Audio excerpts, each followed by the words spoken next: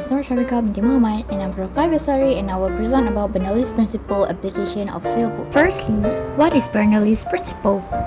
Bernoulli's principle states that when the velocity of a fluid increases, the pressure in the fluid decreases and vice versa. To understand the principle of Bernoulli, let's say we talk about airplanes, so air travels faster above the wing.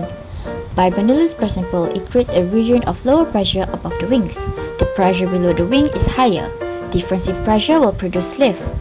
If the lift is greater than the weight of the airplane, there is a resultant force upwards. Lift force is F equals to PA. PA is equivalent to difference in pressure and surface area of the wing. The greater the surface area, the greater the force. What is sailboat? A sailboat floats on the water and powered by winds. Wind fills the sails and pushes the boat across the water. The stronger, the faster it is. Steer a sailboat using a thing called a tiller. The person who steers the boat is called a sailor. The sailor can change the speed of this boat by letting the sail out or in using a rope. Sailboats are in many sizes, big, small, and even medium ones. People use it for travels, explore, and have a lot of fun.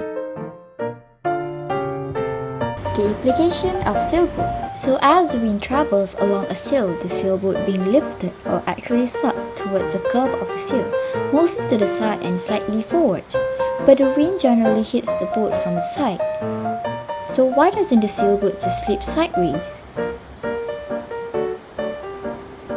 Because sailboats have wings above and below the water that's called keel. In a modern sailboat, the keel and sail work together to move the boat forward. It's kind of like squeezing a watermelon seed between your fingers. Your fingers put an equal sideways pressure on both sides, but the seed still shoots out in a forward direction.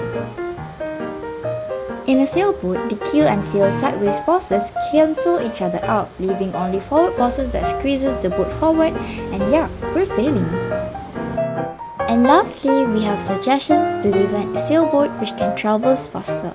We have 5 aspects and 5 characteristics. The first one is the surface of the boat. The characteristics of it is smooth so that it will reduce water friction.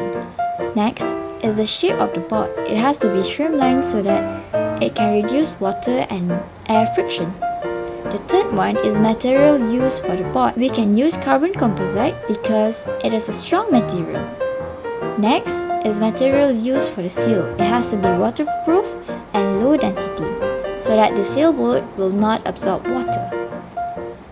Last but not least, the size of the sail. It has to be large so that it can exert greater force.